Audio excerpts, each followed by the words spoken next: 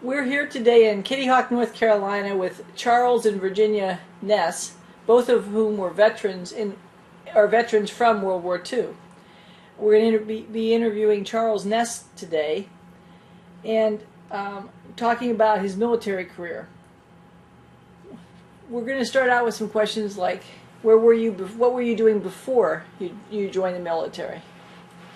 Now, okay, at this present time, I was the first sergeant for the ROTC in high school before I graduated Millvale High School in 1944. So what year did you join ROTC? 43. And why did you join it? I joined because it was a military type outfit. And our school had only 2 persons eligible for the special program that the United States government offered at that time for Navy and Army personnel who enlisted, which was to go to college. I took those academic courses at that time and participated in the ROTC so that I might go forward into college as much as my parents could not afford to send me, and I had no external means of remuneration to pay my expenses while in college. Where were you living when you were in ROTC? At that time, I was attending Millvale High School, and we lived in Millvale, Pennsylvania. It was exactly 1 mile from our home to the high school. We walked back and forth. In school, I took the academic course and took summer programs so that I might graduate with my group, even though I would be in the Army or in the service by the time graduation occurred. So you knew you were going into the service? At that time, there was selective service, and I was already 18 in August. So did you go into the service a little bit before you turned 18? Well, I had received my announcement to appear for draft. You sign up and then you have a physical examination. At that time, when I was inducted, I was enrolled so that I might go to college in the future through the Army program. I didn't know at that time what program I'd get into, but I would try to get into a program that the government would pay some of my expenses. Unfortunately, when we were inducted, I was taken by train to Cumberland, Maryland, to the initial induction station where we were outfitted with clothing, and they were told at that time the government had discontinued the program of going to college. That must have been a big disappointment. Too bad, because at that time they only needed people to fill out the outfits for future movements overseas to the European theater. Wow. Or Pacific theater at that time. It was too soon. So you chose, what branch of the service I did you didn't have a choose? choice. Oh. So you had to go into the Army. So they said, Army. They were going, one Navy, one Army, one Navy, one Army, and I guess I was the Army person. Oh, that's funny. Can you tell me a little bit about your first few days or weeks in the Army? The first few days were in the rain, total rain, 24 hours a day. We were given our new clothes, and we had plastic raincoats to wear down to the induction center where we go our briefing and information. And that cold penetrated the plastic raincoats, and we were soaking wet inside, going to and from and to our barracks after the meetings were over. And this was where? That you Cumberland, Maryland. Cumberland, Maryland. So that's where you did basic training? No, that was where I was inducted. Oh, okay. Then now, what? from that point on, they said, you, and you, and you went on a bus to the railroad station, you got on a train, and they said, you fellows are all going south. Everyone asked, where are we going? We need you down in Fort Knox, Kentucky, in the Armored Corps Army. What they were saying, you and you, Okay. your guys are going, and somebody asked, where are we going? Different areas, yes, in the Army, Armed Service. Mind interrupting? Okay, now, when we arrived at Fort Knox, Kentucky, that's the depository for all the gold in the United States, we were sent to a camp. You didn't have one. It was about 20 miles to the nearest town, which was Louisville, Fort Knox was a big fort area where they had induction center for most Army trainees in the Armored Corps. Not walking, but riding. And the first problem we encountered was we were all selected to go to a barracks, either upstairs or downstairs, in a footlocker with all your clothing and your bed, showing how your beds were to be made and used and covered up in the morning, and how the barracks should be cleaned down with a toothbrush if necessary. Now we were all broken out roughly in the morning, and we all stood at attention till we got days instructions as to where we were going to walk or train, and we learned how to walk and run for long distances first of all. Then we were taught how to assemble and disassemble what a rifle they had in the Army at that time, a M1 rifle, and you completely finished that. Then we learned that all the other trades, pistols, machine guns, and knives and forks. But at that point, it took about 2 months' time, training time. And from that period of time, we were covered by what they call cadre, people who took care of each unit. My unit was about 25 men, and we had one cadre person who wasn't fit to go over into military service outside the United States. Not 4F, but they had flat feet or bad elbows or bad legs and couldn't walk or hike. Then we were given instruction on how to drive all the vehicles the Army had, the Jeeps, the trucks, they called 4x4s and 6x6s, and then we moved into tanks, light tanks, and medium tanks. At that time they didn't have any heavy tanks, but at that time we were learning how to load the guns, how to fire the machine guns on a range. They had a range where everyone drove out to each day and exhibited their skill. Each time you were told how this and how that until you got to really fine points where you could accomplish what they intended you to do. You learn how to shoot the gun, shoot the machine guns, how to drive the tank, how to back the tank up, and then they showed us how to clean the engine. At that time, the medium tanks had air-cooled airplane engines, big circular engines. And to get inside the rear of the tank where the engine was, you had to use kerosene to clean all the oil and grease that accumulated during the day and the dust that the engines kicked up into the ventilators. Then we were going down courses, and each day we participated in some type of firing the large guns, the 37 millimeter, the small tanks had, the 75 millimeter, the larger tanks had. And each day we got more accomplished in all the work. And then we spent our time till graduation exercises, and at that time everyone marched past the commanding general of the Fort Knox Assembly. Do you remember what his name was, or her? No, I can't No? recall. It's too What year? many years. What year was this? That was 1944. 44. March 44. Okay. And at that time we were sent to the train station, and you were allowed to go home for 2 weeks, or 10 days, I believe, at that time. And you had dispatched to your home with your barracks bag on your shoulder, all of the clothing you had, so you carried all your food, your clothing, your pots and pans with you.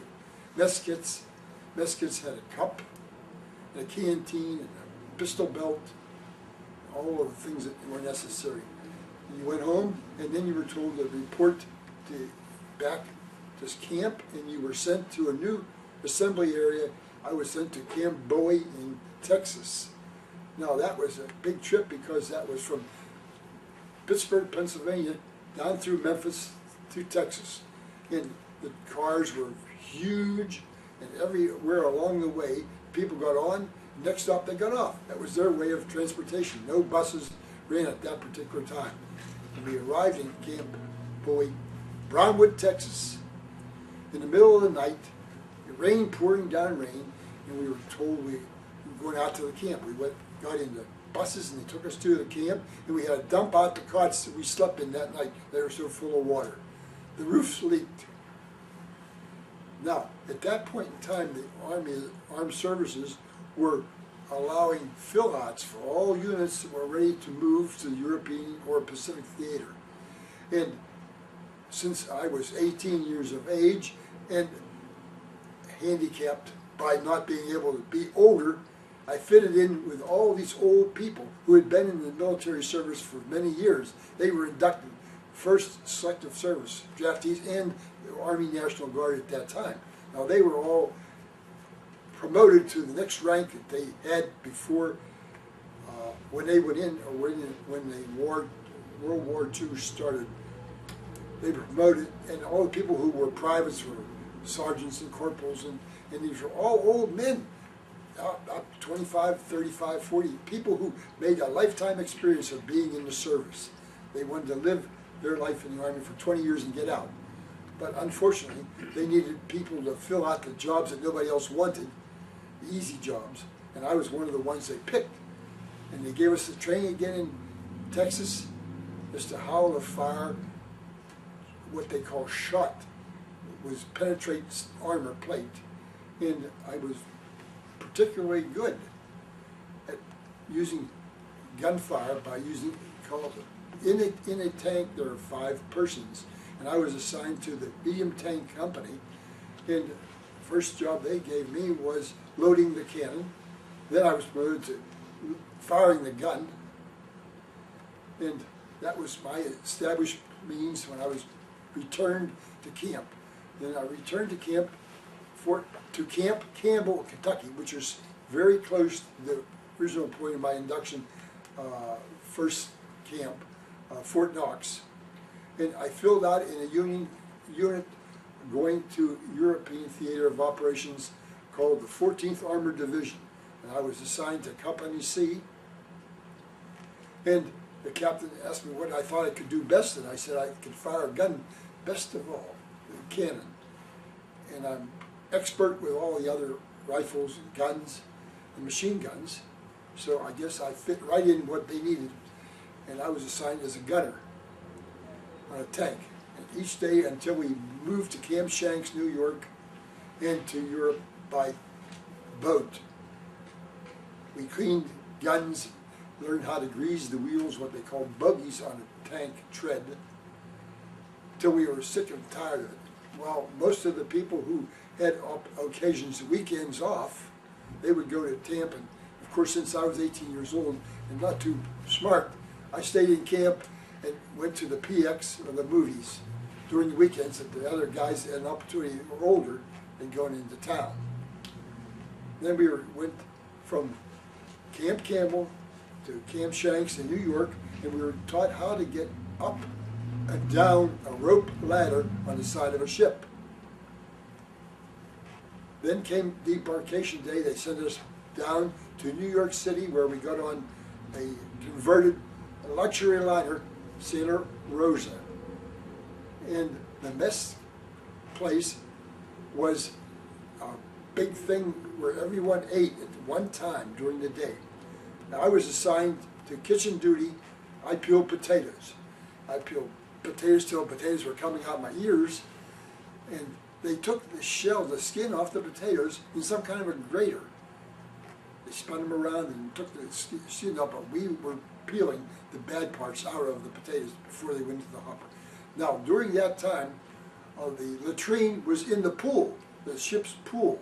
So everyone who got at least a bit of seasick after we left port, as the ship went back and forth, up and down, the water in the commodes, in the latrines, sloshed back and forth. And even if you were a little bit seasick, you really got sick. And that means everybody made a beeline to the hay, to the rail. And that's the first thing we learned. You don't give up. You vomit into the wind because it blows back on you. At that point in time, Hang on a second. when we went on this trip to Europe, there were several ships transporting the soldiers. There were several ships transporting the material, the tanks, guns, the ammunition, and fuel for the engines. in a convoy, and the convoy went down nearby Bermuda and then over to New York, so that they could go around any place they felt that the Nazi submarines, wolf packs, were waiting in the water to sink the ships. We had destroyers and all kinds of boats to protect our boats, but we were going to Europe, and we ended up going through the Straits of Gibraltar and into the port of Marseille. And from the port of Marseille, we were marched off the ship and marched about 4 miles to where we had a bivouac. That's what they call where you put up a tent. We each assigned a tent, and it was pouring down rain, so everyone was soaking wet to begin with. And you had your own bedding, and if you wanted to, you could set up your tent half. Every person had a tent half. If you needed 2 tents halves to put together to put a tent, but each person only had 1 tent half and pole and string. So therefore, everyone slept alone because they didn't have enough buddies. There were old people and young people. I was one of the young ones, and old people were kind of bedded down together in a tent inside because they could keep out of the rain and water. And from that tent on, we could hear in the distance the cannon fire that the war was going on, not too far from Marseille in France. Now in France they have what they call a Maginot Line, where they supposedly were able to avoid having the Germans come through, but the Germans had already surpassed the line, Siegfried Line, and gone into France and taken over France. So we were working our way in service up through France toward Germany. That was the ultimate goal, was conquering Nazi Germany. And at that time, we were going forward one day and back the next. You never could tell where were you going, whether you're going south and north or east or west. And they transported all the units, miles and miles and miles, wherever they needed people to fight. Were you being transported in a truck? We were or in your transported tank? by a tank at that time. So you were actually in the tank you were going to fight in. Right. How fast did they go? About 10 miles an hour. Oh my goodness. But you know, a 35-pound tank that moves on treads is very difficult to move, especially on streets that aren't made for traffic. Because most of the streets in Europe had, if they did have any kind of lines where it took out the dirty water, sewage, they were all exposed to these heavy tanks were crushing the sewers as they rode over the roads. Oh. So you said 35 pound, but you're 35-ton tank? 35 tons, yeah. Wow. No, Had you seen any actual combat yet? no, but we could hear the distance. By how long did it take you to get? We got, the second day we heard cannon fire and gunfire close up, and we heard what they call mortar fire, fired by the Nazi regime in toward our camps. They were indiscriminate because they didn't have any idea where we were at exactly. But at that time, we were assigned tanks. Each group were a tank commander, a driver, an assistant driver, a loader, a gunner, and a tank commander. And we went into Europe from that point on. So you were a gunner? I was gunner at that time because that was where they felt I was best qualified. So when did you first see combat then? First combat we saw right at the Maginot Line, where they had pillboxes dug into the dirt. What's a pillbox? Pillbox was what France claimed could destroy anybody invading army. And naturally, when the Germans came through the line, all the people defending France gave up the struggle and quit or ran. So they had a clear shot right straight through. But that's where the Germans were at that time. And beyond that, I think we got into the Siegfried Line, which is the German line, in the month of November. Of 1945? 1944. 44. 44, yeah. 44. In that point, we were assigned to the lower half Bavaria section of Germany.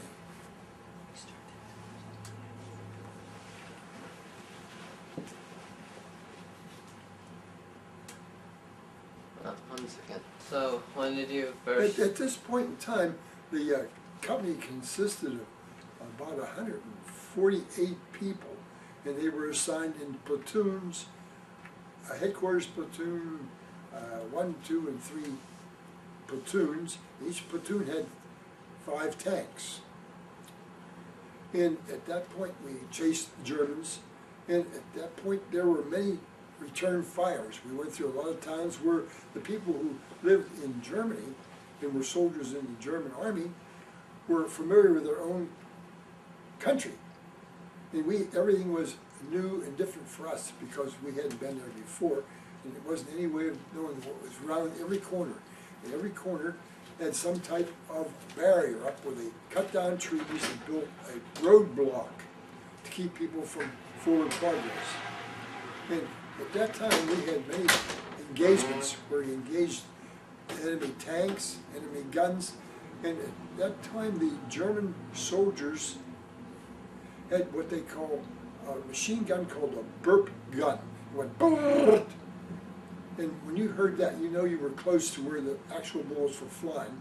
And they had many cannons, but most specific of all the guns they had was what they call an 88. And every gun that fired sounded like an 88. You could hear shoot. And when you knew it was going by you, it wasn't going to hit near you. But you didn't hear the one explode near you. The mortars were coming in almost everywhere, and a good many of the people who were injured were outside their tanks doing nothing, waiting to move out during the battle. And there were a lot of casualties. Each time there was a casualty, the people who were left moved up in the jobs, and they had new people that had just returned from basic training, filling in the empty spaces. At that time, we had 148 people, a commanding officer, a man by the name of Wilson, Captain Wilson, and he had his subordinates. Each platoon had a lieutenant in charge. And as time went on, I'm sorry. I have to go out and look. each day there was a new number of casualties. Now they had first aid stations, and during the night they brought up gasoline and refueled the food. At that time, we had what they call K rations to eat, or they were either canned C rations, or in a box called K rations. The K rations had more delightful than the cans, because the cans, you had a little tiny opener to open the cans with, and you had to use your fingers to open the can if you wanted to eat. They had cookies and food, Spam, cheese, and hash. In the K rations, they had a wooden, plastic carton, and you had that whole day meal there, breakfast, dinner, and supper. So you didn't eat a lot of food each day.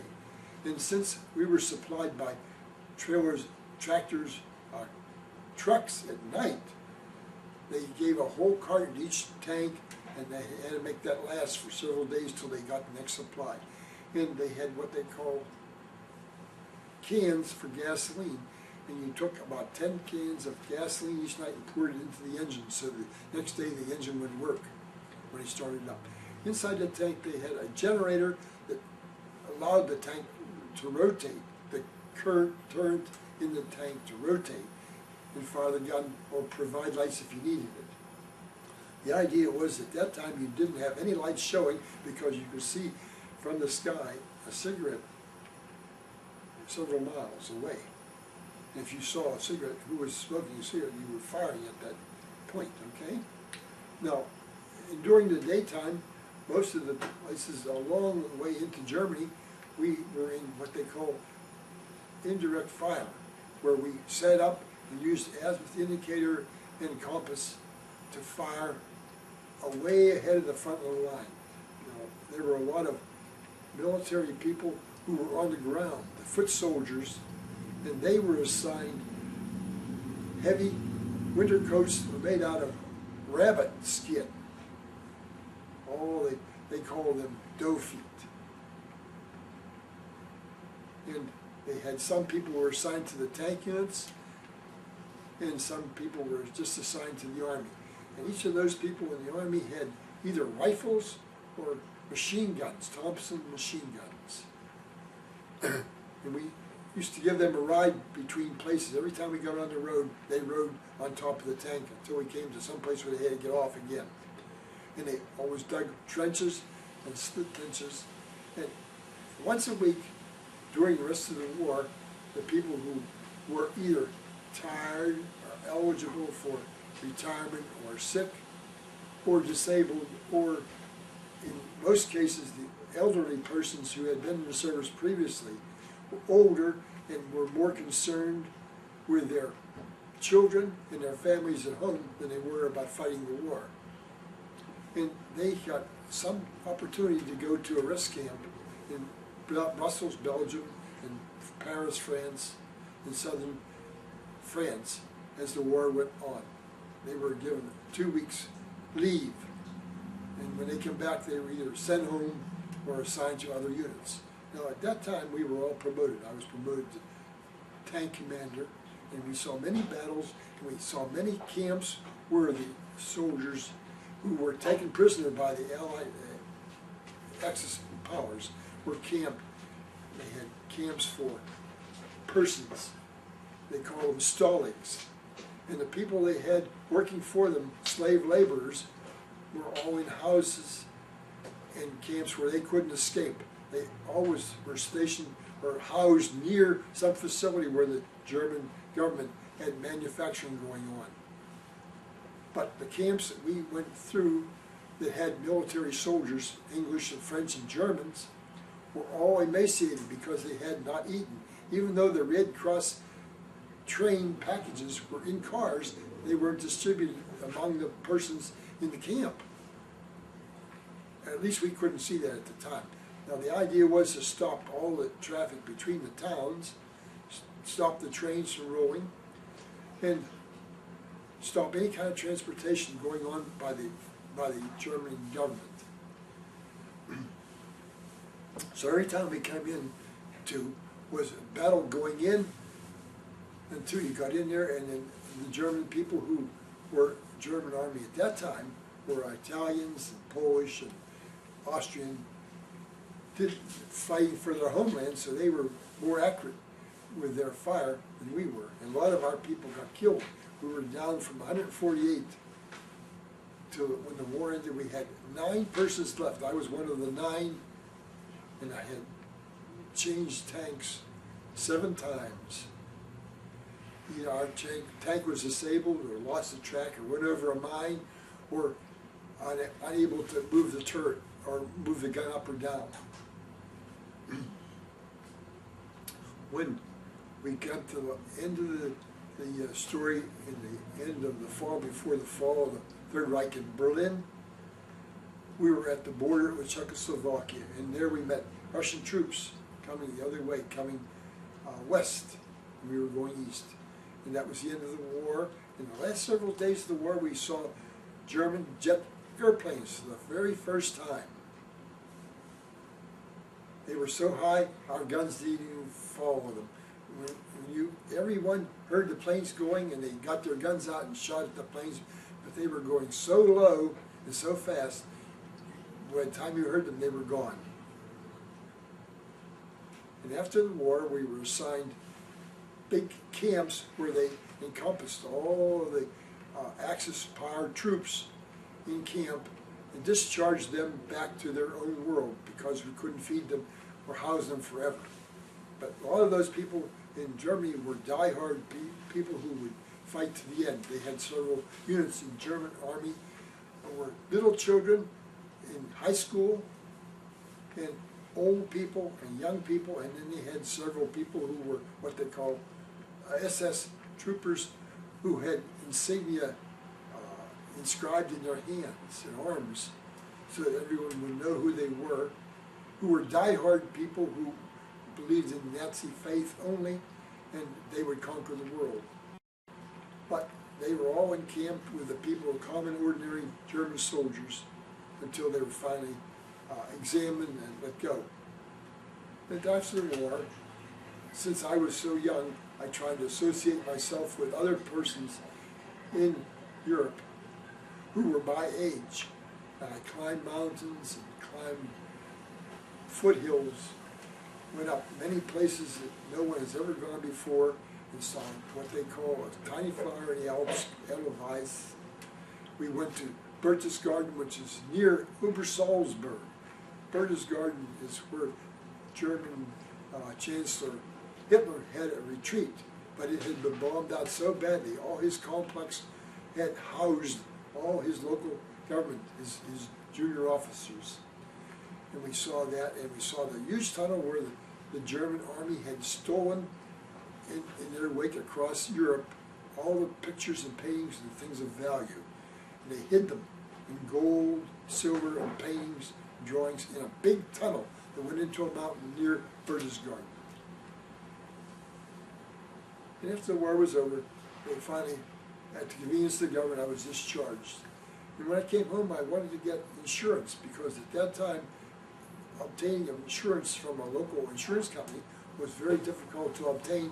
You had to have a lot of money, and since I was paid a minimum amount of money in my wages per month in the service, and discharge pay, I couldn't afford insurance. So I went to a doctor when I finally got insurance, and he detected something in my urine that allowed me to be hospitalized.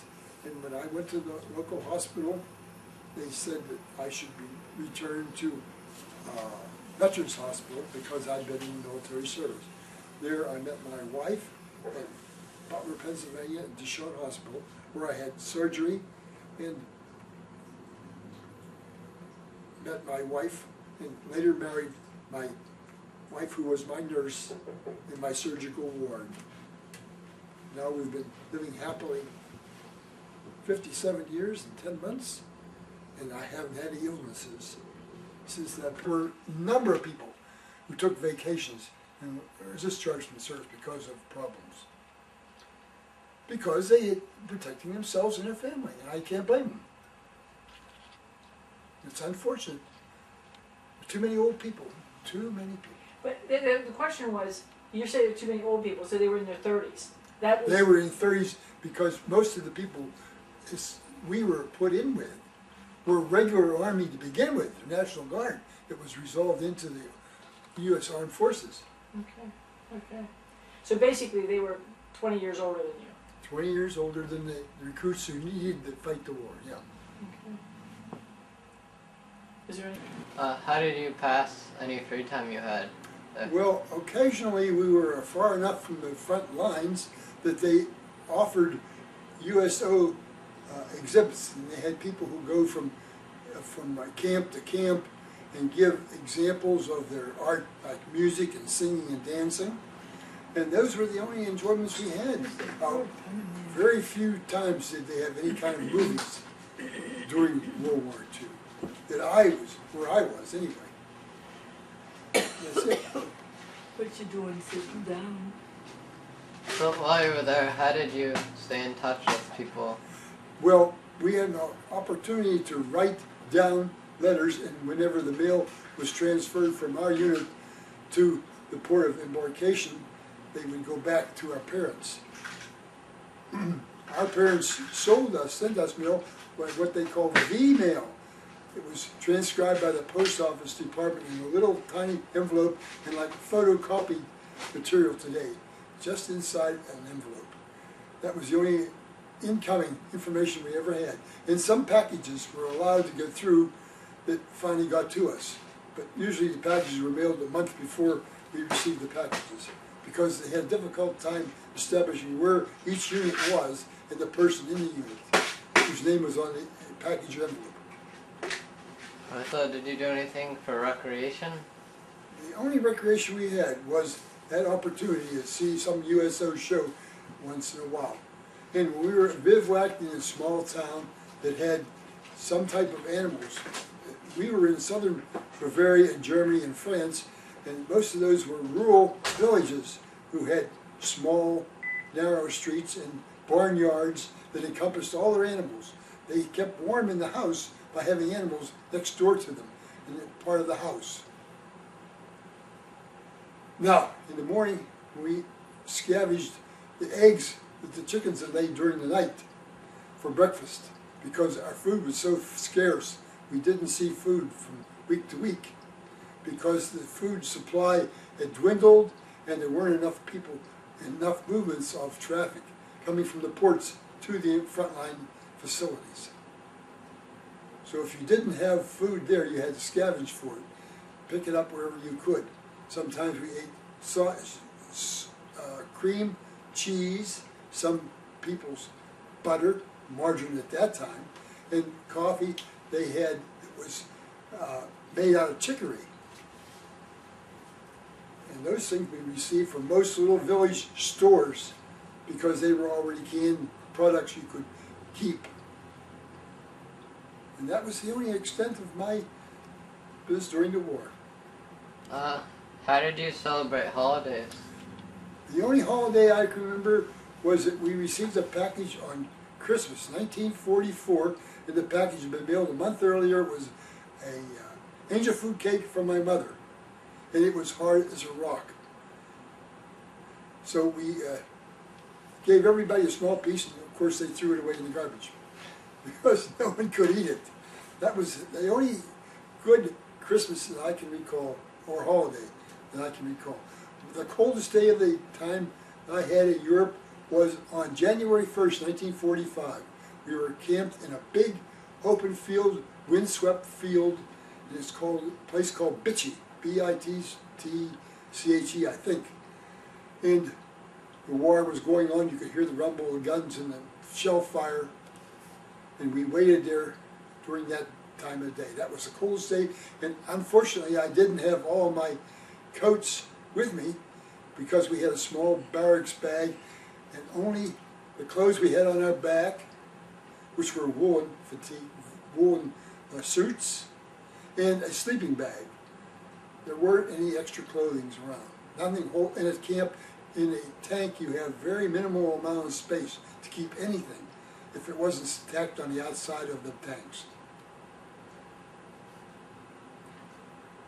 So, what skills or lessons did you learn in the Army other than shooting guns?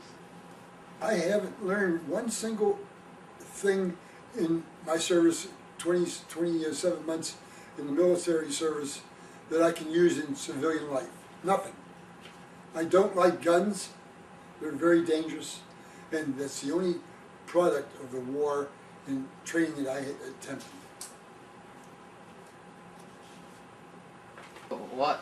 What career path did you choose after the war? Well, after the war, unfortunately, most of the people who were in military service in Europe at that time were disposed to go home by being resignation from the Army, but they all went by a point system. And since I was a recruit and new to the service when I was 18, we had all these older people who had accumulated points because of their military period of time and other awards they received. And they went home first, and therefore I just had to spend my time as best I could during my own free time, going swimming, boating, camping, hiking, mountain climbing. Where you were when the war ended? Yes, I was on, we asked that question yesterday, on the border between Czechoslovakia and Germany. Did you make any close friendships? Only two friendships that I continued to this day, to about 10 years ago. That person got married and moved away and didn't return mail. So that was the only person I really recall that I had written to that corresponded with me after the war. Are you a member of any organizations related to veterans, or? No, I don't believe in American or Foreign Legion membership. Why not? Because I don't want to become an active member and be solicited every year for a subscription to support an organization I don't belong to. Attended any reunions from anyone in your unit? They did, up until 5 years ago, give organization reunions for those people who were still living. Now, you understand this happened in 1940s. This is 2008 now. So most of the people I knew who attempted to return to those reunions have died or deceased in that period of time. When you left the service that day, We had the opportunity to engage in schooling after the war, depending on our amount of time in service. And if you had some type of illness, you could enjoy the relationship with the Veterans Administration, who would give you complete hospitalization or cure or help in the case of sickness. And we purchased our first home on a GI Bill of Rights home loan program. You have to receive a C number. I was established with the Veterans Administration in the Fulton Building in Pittsburgh, Pennsylvania, by the Jewish War veterans. And you have a C number at that time. After that, I did use part of my GI Bill attending college. First Carnegie Mellon, and then University of Pittsburgh. were you ever injured or? Yes, several times. But unfortunately, I deducted myself from receiving a Purple Heart because I didn't want Purple Heart for the type of wounds I received. We received points toward discharge, and I didn't need them at that time. The war was over. They wanted to give me a combat infantryman's badge, which I didn't need, even though I did shoot expert in all types of ammunition and guns. I didn't receive a Purple Heart because the wounds I received, to my knowledge, weren't substantial enough to require hospitalization. What does that do to you? And that's it. Be assigned back to the United States and home. So I extended my tour of duty in Europe for 3 more months. So, What did you do? So when I did come home, I did establish myself with the GI Bill and Carnegie Mellon. is there anything else that you remember strongly or you'd like to share? Other than having been in the Veterans Administration Hospital in Butler, Pennsylvania, and meeting my wife, who was my surgical nurse on duty, second turn, to this day, 57 years and 10 months later, the happiest day of my life. Thank you for letting me ask you all these questions about the war and everything about your service in it. Thanks for giving me all the information. Thank you for allowing us to share our life history with you. Alright, thank you.